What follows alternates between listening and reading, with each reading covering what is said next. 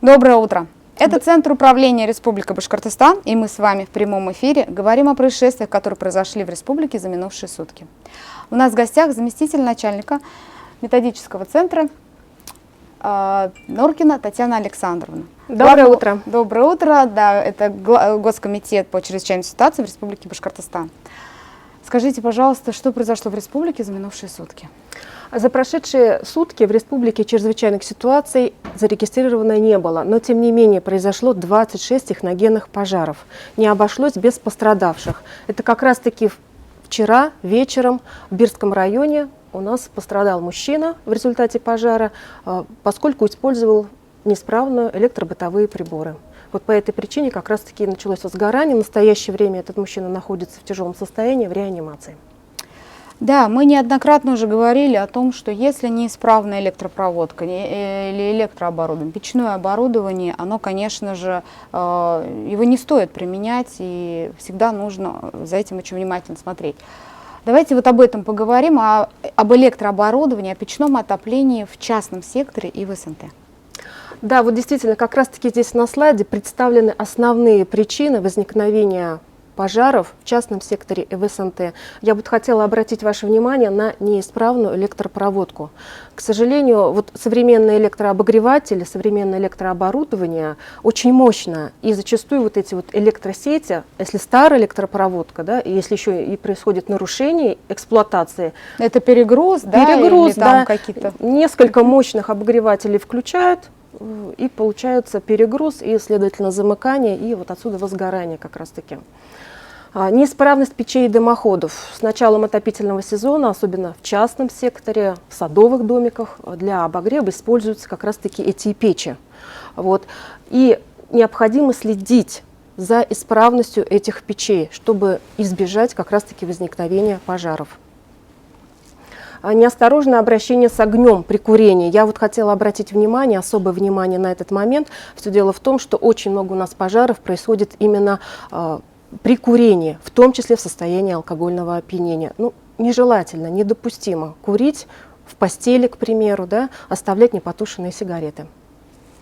Да, к сожалению, такое бывает, и мы уже неоднократно говорили. Давайте еще раз вновь повторим для наших граждан, для жителей Республики Башкортостан, что курить в постели, дома, в помещении – это очень опасно, это первое. Курить также на балконе. Если вы вообще курите, будьте внимательны, будьте аккуратны. Не нужно бросать окурки, ведь это может на балконе, если ветром, да, занести в другое помещение, к соседям, и, не дай бог, произойдет возгорание. Давайте поговорим о профилактике пожаров.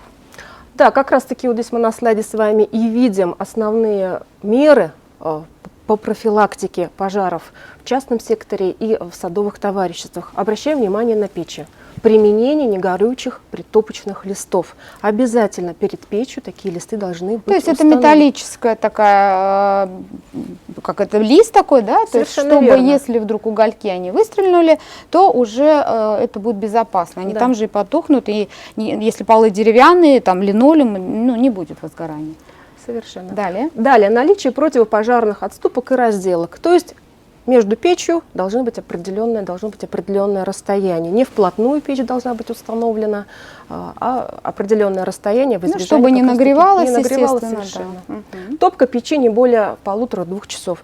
Как раз таки вот по этой причине от перекала печей очень много у нас происходит пожаров. Поэтому нельзя постоянно, чтобы печь топилась, как говорится, да, вот. И беспрерывно. Беспрерывно, причем. Конечно, нужно дать время остыть, потому что за 1,5–2 часа помещение все-таки достаточно хорошо нагреется. Да, конечно. Непрерывный присмотр за топящейся печью. Затопили печь, смотрим за ней. Не ложимся спать, скажем, да? Да, не уходим не уходим по каким-то делам. Поэтому строгий контроль за топящейся печью. Устранение трещин и прогаров. Следующий. Это как раз-таки вот почему печи красят в белый цвет. Да? Их нужно красить в белый цвет или в светлые тона, потому что трещины, которые возникают, да, если вот неисправность идет, то идет там уже потемнение в этих местах, верно? Да, так точно. Дым мы будем видеть, что да, в этом месте есть проблема, и необходимо это срочно устранить. Устранить непосредственно. Также хочу обратить внимание на то, что мы готовим печь к отопительному сезону заблаговременно, не тогда, когда наступили холода. И да, уже летом, да, готовим, все проверяем. Готовим сани летом, как говорится. Да, так, давайте Следующий поговорим. момент. Электрооборудование. Вот как раз-таки неисправная электропроводка, неисправные электроприборы. Вот как раз-таки по той же самой причине вчера и произошел пожар в Бирском районе. Недопущение перегрузок электросетей. Говорили, говорим и будем об этом говорить.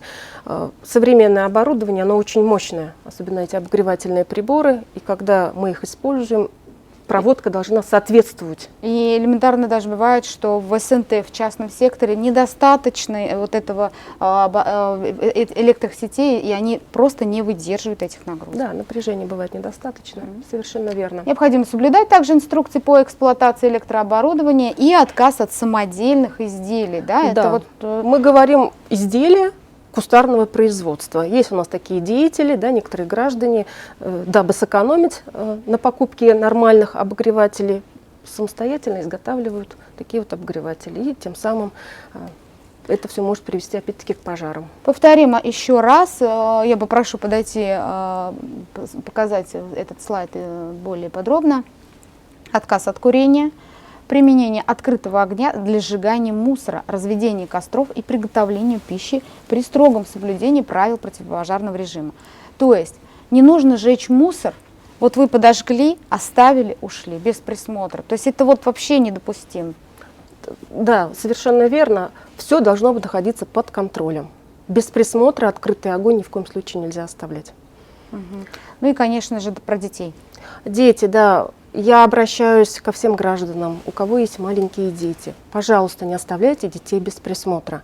Вот буквально в минувшую среду, 20 октября, у нас в Чешминском районе дети были оставлены без присмотра, подожгли сено около дома и тем самым сожгли дом. То есть многодетная семья в настоящее время осталась без жилья. К счастью, никто не пострадал.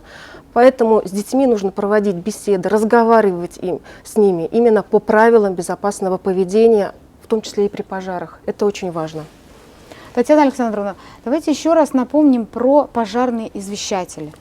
Потому что мы уже, конечно же, говорили неоднократно в нашем эфире и показывали, и рассказывали, как это работает. Но это маленькое устройство, оно действительно важное, нужное в каждом доме, и оно может спасти вас. Поэтому давайте покажем слайд, как это выглядит. Вот этот пожарный извещатель, он маленький. Но давайте еще раз отметим, да, мы уже повторяли, кому положены эти извещатели бесплатно.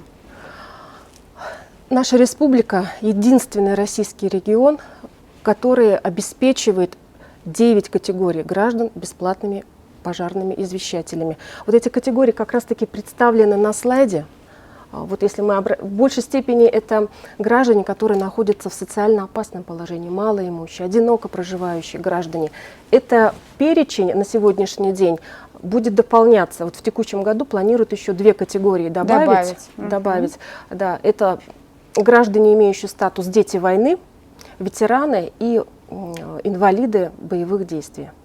Ну, замечательно. Но давайте, знаете, еще, Татьяна Александровна, все-таки скажем, что не стоит переживать, если вы не попадаете под ту категорию граждан, кому положены бесплатно эти извещатели, то хотим отметить, что эти извещатели, они очень-очень дешевые. Они не стоят сумасшедших денег. Покажите, пожалуйста, слайд. Да, 300-400 рублей плюс батареечка, которая достаточно будет, да, на полгода, и у вас все-таки будет какая-то безопасность. Но, естественно, соблюдать меры нужно, и без присмотра огонь не стоит оставлять. Но если вдруг к вам придут постучаться в дверь, предложат эти извещатели нехорошие граждане, а такие ситуации были, и будут предлагать вам за 1500 и более, это не стоит так дорого. Этот пожарный извещатель, он недорогой. Ну а если у вас будут вопросы, как его установить, где купить, что и как, то есть можно позвонить по этому номеру телефона. Да, есть у нас Центр профилактики пожаров Госкомитета Республики Башкортостан по чрезвычайным ситуациям, где грамотные специалисты расскажут, как получить, как установить, где приобрести лучше эти извещатели. Мы рекомендуем обратиться, позвонив по номеру 272 0024. Покажите, пожалуйста, вот в эфире этот номер. Спасибо вам большое, Татьяна Александровна, за подробный, интересный рассказ и, самое главное, нужные советы. Я обращаюсь ко всем жителям республики. Пожалуйста, давайте будем соблюдать меры пожарной безопасности. Вот как раз-таки по инициативе Госкомитета Республики по чрезвычайным ситуациям в настоящее время стартовала акция «Вместе против пожаров». Только объединившись вместе, общими усилиями, мы сможем победить смертельные пожары. Это очень важно. Берегите себя, берегите своих близких. Но я напоминаю, мы в Центре управления Республики Башкортостан в прямом эфире даем добрые, полезные, нужные советы. Хорошего дня!